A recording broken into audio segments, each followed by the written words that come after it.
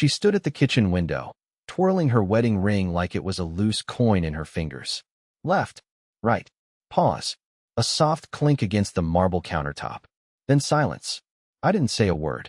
I just stood behind the half-closed pantry door, holding a bag of flour I didn't even need, pretending to measure my breathing. That was the third time this week. The third time she took it off before someone showed up. Tonight, it was Zach. She said he was a coworker. Said he was just dropping off a file she forgot at the office. Right. At 10:42 p.m., wearing cologne so strong I could smell it from the hallway. She poured wine. Not the cheap stuff we usually save for Friday. The one we were supposed to open for our anniversary next month. She used the nice glasses. The stemmed ones we got as a wedding gift and never touched. And she changed. Into the black blouse she said was too dressy for work. Paired it with jeans to make it casual. I noticed the lip gloss too. The one I thought she'd lost. I watched her fix her hair in the microwave reflection. Not for me. Not for herself. For him. Then she whispered something that still hasn't left my ears. Soft. Practiced. Like it wasn't the first time. She said, "Okay, just keep it light. Flirty, but not desperate." My chest tightened. I wasn't angry. I wasn't even sad. I was blank. That terrifying emotional flatline where you realize your body gave up on reacting long before your mind caught up. The doorbell rang.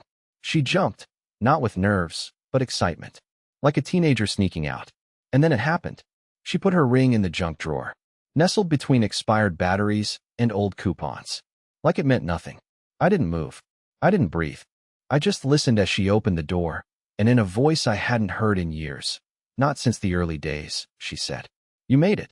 I was starting to think you'd bail." He laughed. Deep, confident. A voice I instantly hated.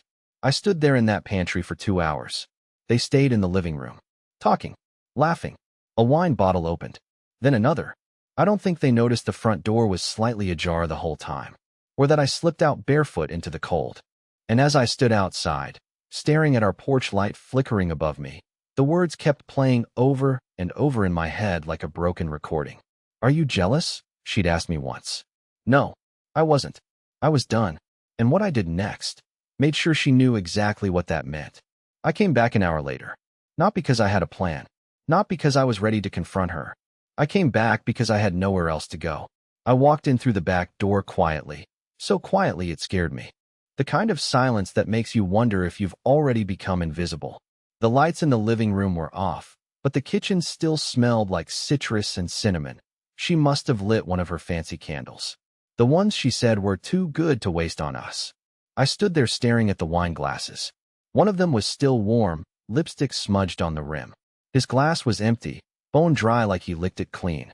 I didn't check the bedroom. I didn't want to know. Or maybe I already knew, and knowing was safer than seeing. I sat down at the dining table, placed my phone face down, and stared at the crumbs left behind on the cutting board. She'd sliced brie and strawberries, laid them out like she used to on our movie nights. I couldn't tell what stung more, that she put in effort, or that it was never for me anymore. I don't know how long I sat there. Long enough for my legs to go numb. Long enough to notice she'd taken down the picture frame that used to hang above the fireplace, the one from our second anniversary trip to Lake George. The hook was still there, empty, like a wound she didn't bother covering.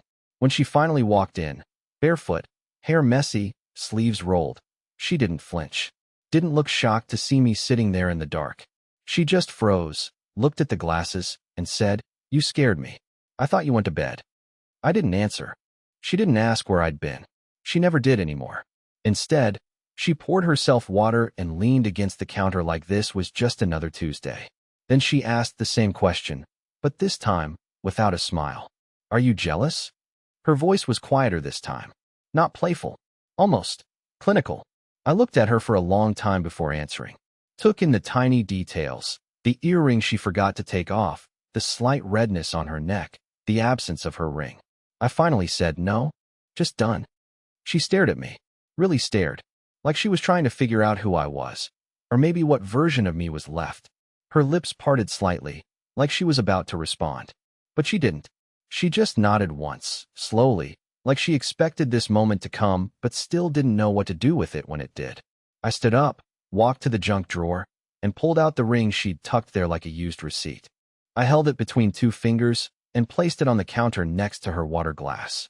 "I hope you find whatever you're chasing," I said. "But it's not me anymore." And I walked out. But this isn't the end.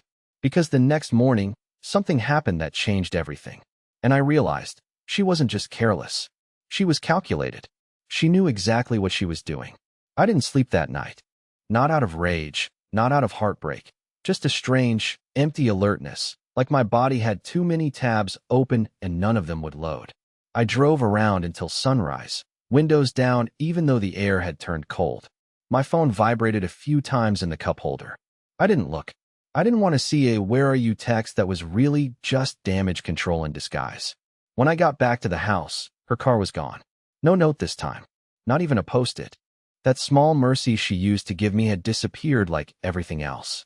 I walked into the kitchen and found her wine glass still there, untouched since last night. But this time, something was different. I don't know what possessed me to check her laptop bag. Maybe it was desperation. Maybe I was just done pretending not to notice things that were screaming at me. The zipper was open. Inside, I found her tablet. Still unlocked. One swipe, and I saw the browser open. She hadn't cleared anything. She didn't even try. First tab, non-disclosure agreements for consultants, template. Second tab, prenuptial loopholes in New York State. Third tab, a PDF attachment from someone named Devin Crosswell. The subject line read, "Here's the clean version you asked for. No mention of your husband anywhere." I sat down so fast I nearly knocked the chair over. I opened the file. It was a proposal. A multi-page corporate-style document. Branding, pitch, profit estimates. And right there, in the opening paragraph, was my wife's name listed as a private partner in an exclusive influencer marketing consultancy for luxury hospitality brands. I'd never heard of it. She'd never mentioned it. And the worst part? She used our savings to fund it. Our savings. The account we built together for our someday dreams. The cabin in Maine, the second try at IVF, maybe even a move somewhere quieter. She drained almost $42,000 over 3 months and moved it into a private business account under her maiden name. I felt my vision blur. Not from tears. From the kind of betrayal that's so cold, so strategic, that you can't even tell where the love ended and the manipulation began. And then my phone buzzed again. This time I looked. It was a message from a number I didn't recognize. Just 4 words. "You deserve the truth." Attached was a photo. I tapped it open. It was her, in a restaurant I didn't recognize, in the same black blouse from last night, holding hands across the table with someone who was definitely not Zach. Not Devin either. This man was older, well-dressed, with a familiar face I couldn't quite place. But the way they looked at each other, it wasn't a fling. It wasn't casual. It was something planned. Like a future they'd already started building without me. I zoomed in on the photo. Behind them, blurry but still clear enough, was a logo on the window, the Arlo Club. Private. Members only. $10,000 annual fee. She once told me it was pretentious nonsense. And yet there she was, seated at a window table that required a reservation 6 weeks in advance. Everything I thought I knew about her was gone. And whoever sent that message, they knew more than I did. This wasn't just infidelity. This was a setup. I sat in the car across from the Arlo Club for 3 hours without moving. I watched expensive shoes walk across cobblestone, valet drivers open doors like choreographed dancers, and couples, perfectly polished and painfully untouchable, walk in without a second glance. I didn't know what I was looking for. Maybe confirmation. Maybe closure. Maybe just proof that I wasn't losing my mind. The longer I sat there, the more I realized this wasn't about one dinner or one man. This was systematic. Vanessa didn't just fall out of love. She strategized her exit like a merger deal. Cold. Strategic. With contingency plans. I drove home with a pit in my stomach. That photo hadn't just exposed an affair. It exposed a life I wasn't even part of anymore. A hidden world. But whoever sent that message, "You deserve the truth," didn't follow up. No name. No reply. I tried calling, but the number had already been disconnected. Disposable. I paced the kitchen until the floor creaked under my feet. And then I made a decision. I went into the attic. That's where we kept the old storage bins, college documents, wedding stuff, boxes labeled taxes, and Sharpie. I wasn't looking for anything specific. Just something real. Something from before all of this. Instead, I found a journal. Hers. I never knew she kept one. It wasn't hidden, not really. Just sitting in an old file crate next to our wedding guest book. I opened it, expecting poetry or scraps of emotion from years ago. Instead, I found pages marked with headings like Phase 1, Test Boundaries, Track Emotional Cycles. Each entry read like an observation log. March 4th. He didn't notice the new shoes. He never does. I almost laughed when he said he missed my laugh. May 19th. Resentment fading, dangerous. Need to pull back physically. August 10th. Fund separation account soon. Avoid confrontation. Maintain control. It was like reading a corporate psych profile of me. I flipped to a page marked simply, Exit Options. There were two columns. One labeled Clean Break, the other Slow Fade. Under Slow Fade, she listed bullet points. Deplete emotional energy. Blame stagnation. Initiate therapy, blame projection. Rebuild reputation separately. Shift financial leverage. And then, at the bottom, Clayton will fold. He always folds. I sat there with that sentence burning a hole through my chest. She had written me down to a formula. Predicted my reactions like I was a lab rat, not her husband. And the worst part? She was right. I did fold. Every time. I folded when she came home late. Folded when she started keeping secrets. Folded when she laughed at me for crying during a fight. I folded because I kept telling myself this was just a phase. That marriage meant patience. That everyone grows apart. And maybe we just needed to find our way back. But this wasn't growing apart. This was a quiet execution. And then I saw something that made my blood run cold. A separate loose paper tucked inside the journal. A printed email. Subject: New identity quote, private transfer option. Sender: some consulting firm in Oregon. I didn't know what it meant. But the phrase name change assistance and international banking route were underlined in pen. She wasn't just planning to leave me. She was planning to disappear. I couldn't sit still after what I'd read. My mind wasn't racing, it was unraveling. My hands kept trembling, not out of fear, but because everything that felt stable, even the lies I'd learned to live with, was now cracking into something worse. Something I hadn't been prepared for. I wasn't just being replaced. I was being erased. I scanned that journal 3 more times like some hidden clue would leap out and explain the unthinkable. But there it was, black and white, laid out like a corporate offboarding plan. Vanessa wasn't leaving because of an affair. She was executing a pivot. A clean break from a life she decided was no longer profitable. Her words, not mine. And that man in the restaurant photo? The one holding her hand across white linen and wine glasses? I finally figured out who he was. Not because of the face. That didn't click. It was his watch. A specific silver Tag Heuer with a cracked bezel and navy strap. The same one my former boss, Elliot Grant, used to wear every day at the firm before he took early retirement. I used to admire it when I was still naive enough to think people earned luxury from hard work. It hit me like a freight train. Vanessa never worked with Elliot. They'd never even met. At least that's what she told me a year ago when I asked if she knew where he landed after the firm restructured. She shrugged and said, probably halfway to Bali or prison. Now I knew why she lied. Elliot wasn't halfway to Bali. He was halfway through building a second life with my wife. But what destroyed me most wasn't that she was cheating with someone I used to respect.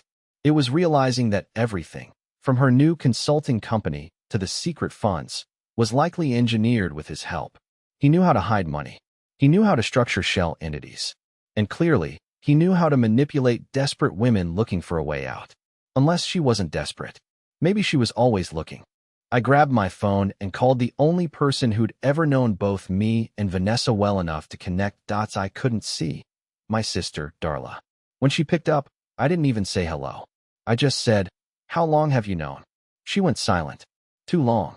And then, finally, "Clay, I didn't want to be the one to tell you. I thought if I stayed out of it." "She's leaving the country," I interrupted. "Or at least, she's planning to." I know. Those 2 words nearly dropped me to the floor. She told me that Vanessa had been asking questions 6 months ago about whether our parents still had property in Canada, whether they ever changed the deed, whether I still kept copies of the documents at home. She thought it was weird, but brushed it off. I asked her why she never told me. And Darla, God love her, but she's brutally honest, said, "Because I thought you already knew. Or worse, that you were okay with it." That was the moment I realized just how far I'd let things rot. I had become so passive, so invisible, that people didn't even assume I'd fight back anymore. Not even family. The rest of the day, I spent spiraling through emails, bank statements, old shared folders I hadn't opened in over a year. I found dozens of receipts I never saw before. Legal consultations, high-end shipping companies, temporary storage units in cities she never told me she visited. But one email stood out. A reply from Elliot's personal email to Vanessa, dated 2 weeks ago. Everything's in place. Just say when. There was an attachment. A lease agreement. Barcelona. A flat overlooking the water. 2 names on the contract. Vanessa Langley. Elliot Grant. No mention of me. It was real. It was already happening. They weren't planning to run away. They were planning to start over, while I was still standing in the ashes. And something inside me broke. But not in the way she expected. I wasn't going to cry. I wasn't going to beg. I was going to become someone she didn't plan for. I didn't sleep again. Couldn't. I didn't even lie down. I just sat at the dining table, lit by the dim glow from the stove clock, and stared at the contract printout from Barcelona. Her new life. Her fresh start. A place she'd already claimed, not once thinking I'd ever know. Or maybe worse. She knew I'd find out eventually, but assumed I'd be too weak to stop her. She was wrong. So I waited. I waited like a man with nothing left to lose and 100 pounds of truth burning a hole through his chest. At 6:37 a.m., she walked through the door. Not sneaking. Not ashamed. She walked in humming. She dropped her bag on the floor like she'd just come back from yoga, stretched her arms, and said, "Morning." I didn't respond. I was staring straight ahead, hands folded in front of me, like I was the one who owned this house, and she was the stranger trespassing through it. And maybe she was. A beautiful, brutal stranger who wore my wife's skin and perfume. She stopped when she saw the folder on the table. The moment her eyes landed on it, the humming died. I watched her brain scan the scene like a crime scene investigator. The unfolded lease, the journal, the screenshot of the wire transfer to the shell company. I saw her freeze when she noticed her passport missing from her work bag. She didn't need to ask where it went. She already knew. I leaned forward and said, not calmly, not angrily, just cleanly, "You've been preparing your exit. Now I'm preparing mine."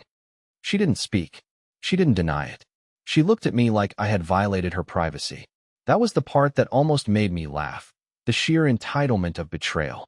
The idea that I was somehow out of line for knowing the truth. When she finally spoke, her voice was measured. Professional. Like we were discussing bad numbers in a quarterly report. "I can explain." "No," I said. "You really can't." She sat down across from me. Same chair she used to laugh in during Sunday brunches. Same seat where she once told me she wanted to grow old with me. Now she sat there like a client negotiating damage control. "You were never supposed to find out this way," she said. "I was never supposed to find out at all." She sighed. Not out of guilt. Out of inconvenience. Like I had ruined her schedule. "I wasn't trying to hurt you, Clay. I was trying to survive." By wiping me out, she rubbed her temples. "You wouldn't understand." I pulled out a flash drive and slid it across the table. "That has copies of everything. Your emails. Your files. The lease. The NDA drafts. All of it." Her eyes narrowed. You've been spying on me?" "No. Just finally paying attention." She sat back in her chair, and for a brief second, I saw something crack in her face. Not remorse, not even fear. It was calculation. The way you look at a chessboard when the game just flipped against you. "I don't want this to get ugly," she said. "Then you shouldn't have made it ugly," I replied. We sat there in silence, the weight of years pressing down on the walls. I wasn't yelling. She wasn't crying. This wasn't a movie scene. This was 2 people sitting in the ashes of a lie too big to sweep under the rug. I stood up, walked over to her bag, and pulled out the second phone she thought I didn't know about. I placed it on the table and turned it on. The wallpaper was a photo of her and Elliot, taken on the balcony of the Barcelona flat. She didn't even bother hiding it. "I'm giving you 2 options," I said quietly. "You leave clean, or I burn it all down." Her lip twitched, like she wanted to ask what "burn it down" meant. She didn't get the chance, because right then, the doorbell rang. And on the other side of that door was the last person she expected to see. Vanessa's face drained of color before the second chime. She turned to me, then to the door, then back, calculating again. But there was something new this time, not just panic. Recognition. Whoever was behind that door wasn't Elliot. This wasn't part of her exit strategy. I watched her hesitate, lips slightly parted, body frozen, like her brain was screaming, but her legs had stopped listening. "I'll get it," I said calmly. "No, wait," she snapped, reaching for my arm.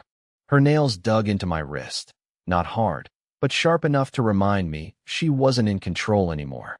I pulled away from her like she was radiation. I opened the door. A man in his mid-40s stood on the porch, dressed in a navy coat, leather gloves, and a look that said he hadn't slept in days.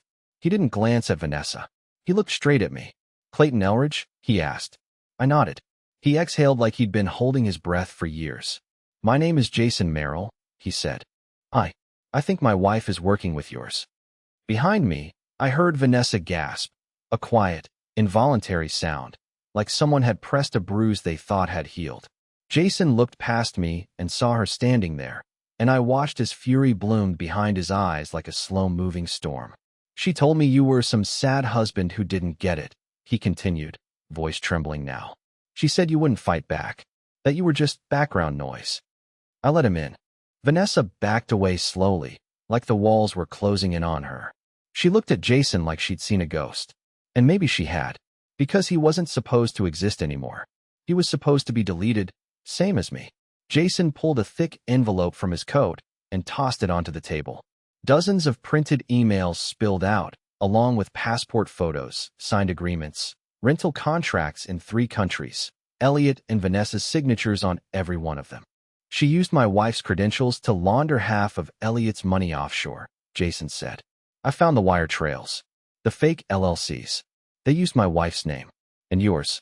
You know what that means." Vanessa tried to speak, but he cut her off.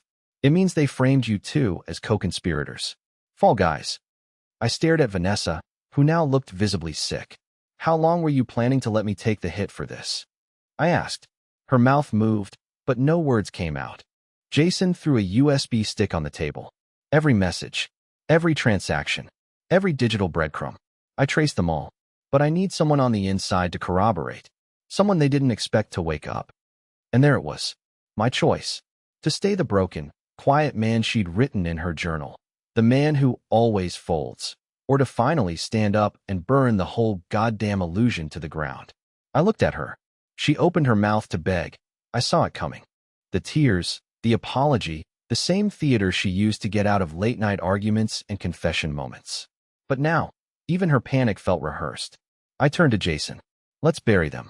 Vanessa screamed. She lunged toward the USB, but I grabbed it first. "You planned everything, Vanessa.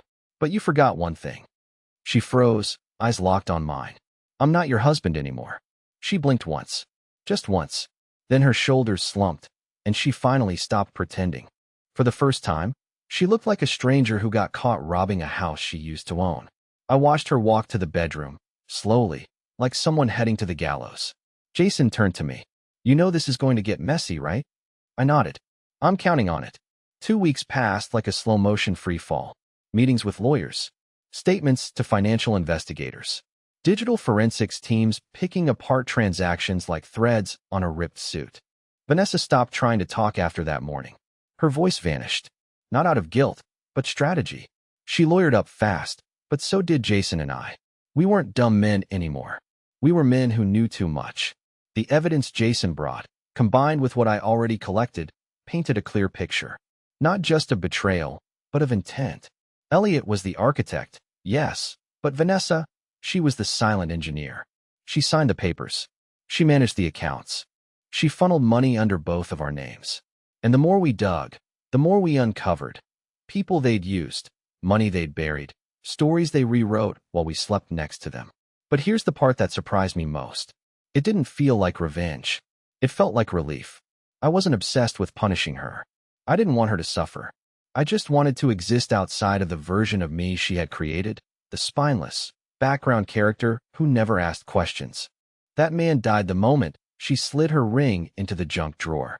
Vanessa ended up taking a plea deal. She testified against Elliot in exchange for reduced charges. I didn't attend the court hearings. I didn't care to watch her trade blame like currency. Jason and I handed everything to the right people and walked away with clean hands, but not clean hearts. That would take time. 6 months later, I moved. Not far, just enough. I rented a quiet house outside the city with a little garden in the back. I started working freelance, brand copywriting, nothing flashy, and found that I liked the quiet. I liked choosing silence, not just surviving inside it. One morning, I got a letter. No return address. Just my name, written in the same cursive she used to write birthday cards. Inside was a single line on a torn page. You were never small. I just needed you to be. No apology. No explanation. Just that. I folded it in half and threw it in the fireplace. Not out of anger. Out of finality. You see, the best revenge wasn't watching her fall. It was watching me stand. I started taking long walks in the mornings. I read again. I laughed at things that weren't tied to survival. I adopted a dog named Rufus, a lazy golden mutt who snores louder than any human I've ever met. I called my sister more. I told her I loved her when I meant it. I even started seeing someone, slowly, cautiously. Her name's Lena, and she never makes me feel like I'm auditioning to be heard. And one day, while we were cooking together, she looked at me and asked, "Are you jealous?" I didn't flinch. I smiled. "No," I said. "Just finally okay."